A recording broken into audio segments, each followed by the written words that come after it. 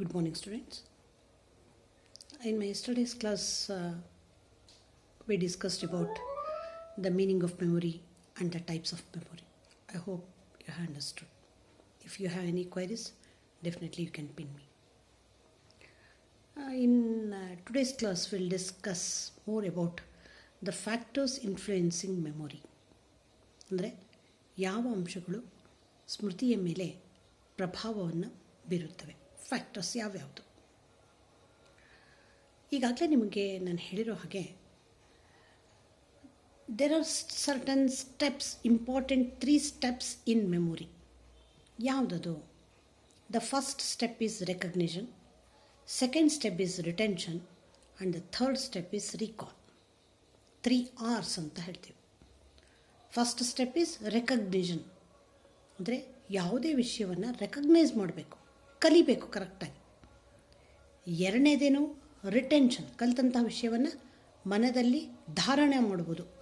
ಮೊದಲನೇದು ಗುರುತಿಸೋದು ಕಲಿಕೆ, ಎರಡನೇದು ಧಾರಣೆ, ಮೂರನೇದು ಪುನರ್ಸ್ಮರಣೆ, ಪುನರುತ್ಪತ್ತಿ. ಸೊ ಈ ಅಂಶಗಳೇನೇ ನಮ್ಮ ಕಲಿಕೆಯ ಮೇಲೆ ತಮ್ಮ ಪ್ರಭಾವವನ್ನು ಬೀರುತ್ತವೆ. ಯಾವ್ಯಾವುದು? ಮೊಟ್ಟ ಮೊದಲನೆಯ ಅಂಶ ನಮ್ಮ ಸ್ಮೃತಿಯ ಮೇಲೆ ಪ್ರಭಾವವನ್ನು ಬೀರೋದು ಅಂದರೆ ಕಲಿಕೆ. How you learn, with what intensity you are going to learn, in what way you are learning, what is the motto of your learning, ಅಂದರೆ what is the objective of your learning. Are you really interested in learning? Do you have aptitude for learning? Do you have attitude to learn? Or you are learning forcibly? ಇವೆಲ್ಲ factors ಕೂಡ ನಮ್ಮ ಸ್ಮೃತಿಯ ಮೇಲೆ ತಮ್ಮ ಪ್ರಭಾವವನ್ನು ಬೀರುತ್ತದೆ. ಅಂದರೆ ನೀನು ಕಲಿಕೆ ಮಾಡ್ಕೋತಾ ಇದೆಯಾ? ಯಾತಕ್ಕೋಸ್ಕರ ಕಲಿಕೆ ಮಾಡ್ಕೋತಾ ಇದೆಯಾ? ನಿನ್ನ ಕಲಿಕೆಯ ಉದ್ದೇಶ ಏನು? ನೀನೇ ಇಟ್ಕೊಂಡಿದೆಯಾ ಅಥವಾ ಬಲವಂತವಾಗಿ ಯಾರನ್ನ ಅದನ್ನ ನಿನ್ನ ಮೇಲೆ ಫೋರ್ಸ್ ಮಾಡ್ತಾಯಿದ್ದಾರೆ? ಯಾವತ್ತೂ ಬಲವಂತದ ಮಾರ್ಗಸ್ನಾನದಿಂದ ಯಾವುದೇ ರೀತಿಯ ಉತ್ತಮ ಕಲಿಕೆ ಆಗಲಿಕ್ಕೂ ಸಾಧ್ಯ ಇಲ್ಲ. ಅದು ಸ್ಮೃತಿಯಾಗಿ ಕೂಡ ಉಳಿಲಿಕ್ಕೆ ಸಾಧ್ಯ. ಬೇಕಾದ್ರೆ ಪರೀಕ್ಷೆ ಮಾಡಿ ನೋಡಿ, ನೀವೇನು ಬಲವಂತವಾಗಿ ಕಲಿತ್ರೆ ಅಂದರೆ ಅದು ಆ ಕ್ಷಣಕ್ಕೆ ಟೆಂಪ್ರರಿ ಮೆಮೊರಿಯಾಗಿ ಉಳ್ಕೊಳುತ್ತೆ ಹೊರತು ಲಾಂಗ್ ರನ್ನಲ್ಲಿ ಅದು ಮೆಮೊರಿಯಾಗಿ ಉಳಿಲಿಕ್ಕೆ ಸಾಧ್ಯ ಇಲ್ಲ. ಸೊ ಒಂದು ಫ್ಯಾಕ್ಟರ್ ಏನು?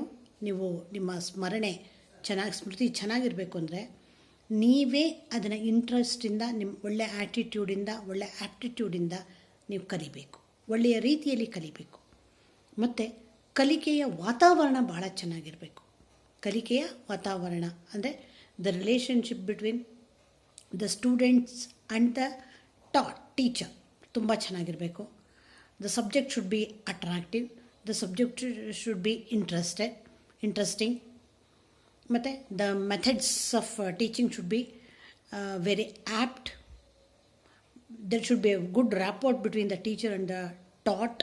ಇದೆಲ್ಲ ಇದ್ದಾಗ ಕಲಿಕೆ ಬಹಳ ಚೆನ್ನಾಗಾಗತ್ತೆ. ಹಾಗೂ ಮತ್ತು it should be purely based on the psychological factors ಮೇಲೆ ಅದು ಬೇಸ್ ಆಗಿರಬೇಕು. ಆಗ ಮಾತ್ರ ಅದು ಅಂತಹ ಕಲಿಕೆ ಉತ್ತಮ ಕಲಿಕೆ ಅಂತ ಅನಿಸ್ಕೊಳುತ್ತೆ. ಉತ್ತಮ ಕಲಿಕೆ ಉತ್ತಮ ಸ್ಮೃತಿಯಾಗಿ ಪರ್ಮನೆಂಟಾಗಿ ನಿಂತ್ಕೊಳ್ಳುತ್ತೆ. ಇನ್ನು ಎರಡನೇ ಅಂಶ ಧಾರಣೆ ಅಂದರೆ ರಿಟೆನ್ಷನ್. ಧಾರಣೆ ಅಂದರೆ ಎಷ್ಟು ಗಂಟೆಗಳ ಕಾಲ, ಎಷ್ಟು ದಿನಗಳ ಕಾಲ, ಎಷ್ಟು ವರ್ಷಗಳ ಕಾಲ, ಅಥವಾ ಎಷ್ಟು ಕಾಲ ನೀವು ಕಲಿತದ್ದನ್ನು ನಿಮ್ಮ ತಲೆಯಲ್ಲಿ ಉಳಿಸ್ಕೊಂಡಿರ್ತೀರ, ನಿಮ್ಮ ಸ್ಮೃತಿ ಪಟದಲ್ಲಿ ಇರುತ್ತೆ. ನಿಮ್ಗೆ ಯಾವಾಗ ಬೇಕೋ ಅದು ವಾಪಸ್ ಬರುತ್ತೆ. ಆ ಒಂದು ಶಕ್ತಿಗೆ ನಾವು ಧಾರಣಾ ಶಕ್ತಿ ಅಂತ ಕರಿತೀವಿ, ರಿಟೆನ್ಷನ್. ಸೊ ಈ ರಿಟೆನ್ಷನ್ನ ಹೆಂಗೆ ಕ್ಯಾಲ್ಕುಲೇಟ್ ಮಾಡೋದು ಅಂದರೆ ಒಂದು ಫಾರ್ಮುಲಾ ಇದೆ. ಧಾರಣಾ ಶಕ್ತಿ ಈಸ್ ಈಕ್ವಲ್ ಟು 100 ಇಂಟು ಮೇಲ್ಗಡೆಗೆ ನ್ಯೂಮರೇಟರ್ನಲ್ಲಿ ಮೂಲ ಪ್ರಯತ್ನಗಳು ಮೈನಸ್ ಪುನರ್ಕಲಿಕೆಯ ಪ್ರಯತ್ನಗಳು. ಅಂದರೆ ಮೂಲ ಪ್ರಯತ್ನ, ಫಸ್ಟ್ ಒಂದು ಪ್ರಯತ್ನ ಹಾಕೋದು, ಮೂಲ ಕಲಿಕೆ ಫಸ್ಟ್ ಕಲಿಯೋದು, ಮೈನಸ್ ಪುನರ್ಕಲಿಕೆ ಮತ್ತೆ ರಿಪೀಟ್ ಮಾಡ್ತಿರಲ್ಲ ಅದು, ಡಿವೈಡೆಡ್ ಬೈ ಮೂಲ ಪ್ರಯತ್ನಗಳು. ಸೊ ಇದು ಮಾಡಿದಾಗ ಏನು ಕೋಎಫಿಷಿಯೆಂಟ್ ಬರುತ್ತಲ್ಲ ಅದೇನೇ ನಿಮ್ಮ ಧಾರಣಾ ಶಕ್ತಿ.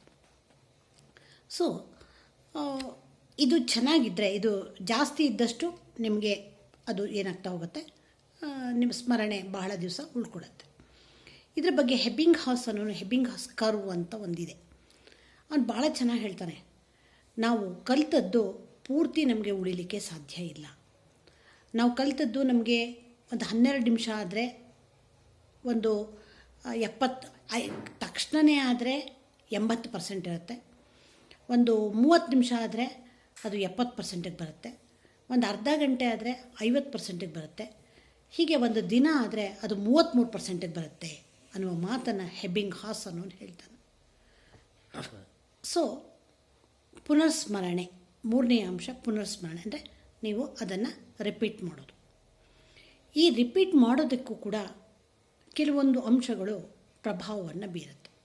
ಯಾವುದು ಅಂದರೆ, ಯಾವಾಗ ನೀವು ಪುನರ್ಸ್ಮರಣೆ ಮಾಡ್ಕೋತೀರ ಸುಲಭವಾಗಿ ಅಂದರೆ, ನೀವು ಕಲ್ತಿದ್ದನ್ನು ಅಸೋಸಿಯೇಟಿವ್ ಆಗಿ ಕಲ್ತಿದ್ರೆ, ಅಸೋಸಿಯೇಟಿವ್ ಲರ್ನಿಂಗ್ ಅಂದರೆ ಸಾಮ್ಯತೆ ಅಥವಾ ಹೋಲಿಕೆಯ ಮೂಲಕ ಕಲಿಯೋದು. ಎಲ್ಲೋ ಒಂದು ಸರಿ ಕಲ್ತಿದ್ದನ್ನು ಇನ್ನೊಂದು ಕಡೆ ಎಲ್ಲೋ ಈಕ್ವೇಟ್ ಮಾಡ್ಕೊಂಡಿರೋದು. ಸೊ ಕ್ವೆಶ್ಚನ್ ಬಂದ ಕೂಡಲೇ ಆ ಅಸಾಮ್ಯತೆನೇ ಇಲ್ಲಿಗೆ ಈಕ್ವೇಟ್ ಮಾಡೋದು. ಸೊ ಈ ಥರ ಮತ್ತು ಎಷ್ಟು ತೀವ್ರತೆಯಿಂದ ಕಲ್ತಿರ್ತೀರ ಅನ್ನೋದು ಕೂಡ ನಿಮ್ಮ ಸ್ಮೃತಿಯ ಮೇಲೆ ಅದನ್ನು ಪ್ರಭಾವವನ್ನು ಬೀರುತ್ತೆ.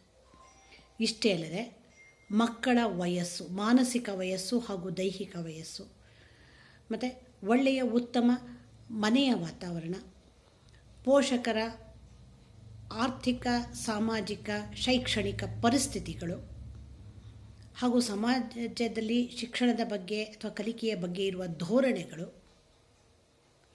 ಮತ್ತು ಉತ್ತಮ ಪೇರ್ ಗ್ರೂಪ್ ಫ್ರೆಂಡ್ಶಿಪ್ಪು ಮತ್ತು ಉತ್ತಮವಾದಂತಹ ಒಂದು ಗುರಿಗಳು, ಇವೆಲ್ಲವೂ ಕೂಡ ನಿಮ್ಮ ಸ್ಮೃತಿಯ ಮೇಲೆ ತನ್ನ ಪ್ರಭಾವವನ್ನು ಬೀರುತ್ತೆ. ಸೊ ಯಾವ್ಯಾವುದು? ಫಸ್ಟ್ ಒನ್, ಯಾವ ರೀತಿ ಕಲಿತೀರಾ, ರೆಕಗ್ನಿಷನ್. ಎರಡನೇದು ರಿಟೆನ್ಷನ್. ಮೂರನೇದು ರಿಕಾಲ್. ಫೋರ್ತ್ ಒನ್, ಯಾವ ತರಹದ ಲರ್ನಿಂಗ್ ಮಾಡ್ಕೋತೀರಾ. Fifth one, the objective of the learning. Sixth one, the method of the learning. Seventh one, the teacher student relationship. Eighth one, the objective of learning. Ninth one, the learning environment and the societal environment.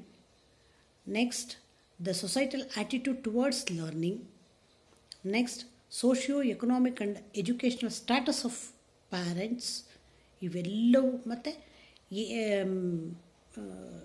chronological age of the student and psychological age of the student. ಇವೆಲ್ಲವೂ ಕೂಡ ನಮ್ಮ ಈ ಒಂದು factor ಮೇಲೆ ತನ್ನ ಪ್ರಭಾವವನ್ನು ಬೀರುತ್ತೆ. ಇಷ್ಟೆಲ್ಲದಕ್ಕಿಂತ ಹೆಚ್ಚಾಗಿ the mental health of the teacher and the taught, ಅಂದರೆ ಪಾಠ ಹೇಳ್ಕೊಡುವವನ ಹಾಗೂ ಪಾಠ ಕಲಿಯುವವನ ಇಬ್ಬರ ಮೆಂಟಲ್ ಹೆಲ್ತ್, ಯಾವ ಥರ ಮೆಂಟಲ್ ಹೈಜೀನ್ ಇದೆ ಅನ್ನೋದು ಕೂಡ ನಮ್ಮ ಸ್ಮೃತಿಯ ಮೇಲೆ ತನ್ನ ಪ್ರಭಾವವನ್ನು ಬೀರುತ್ತೆ. ಆಮೇಲೆ ನೀವು ಎಷ್ಟರ ಮಟ್ಟಕ್ಕೆ ರೀಇನ್ಫೋರ್ಸ್ಮೆಂಟ್ಗಳನ್ನು ಉಪಯೋಗಿಸ್ತೀರ, ಎಷ್ಟರ ಮಟ್ಟಕ್ಕೆ ನೀವು ಕಲಿತಂತಹ ವಿಷಯ it is satisfying your need. Positive orientations ಇದ್ದರೆ, ಪಾಸಿಟಿವ್ ರೀಇನ್ಫೋರ್ಸ್ಮೆಂಟ್ಸ್ ಇದ್ದರೆ, definitely it will lay a very good impact on your brain and it will be there for a long time as a memory and it will become a permanent memory. ಅದೇನೇ negative impact ಇದ್ದರೆ ಅಲ್ಲೂ ಇರುತ್ತೆ, ಬಹಳ ಕೆಟ್ಟ ಪ್ರಭಾವ ಬೀರಿದರೆ. ಆದರೆ ಅದು ಸಾಧ್ಯವಾದಷ್ಟು ನೆಗೆಟಿವ್ ಇದನ್ನು ನಾವು ಮಾಡ್ಕೊಳ್ಳೋಕ್ಕೆ ಹೋಗಬಾರ್ದು. So these are all the factors which influence memory. I hope you have understood. Thank you all.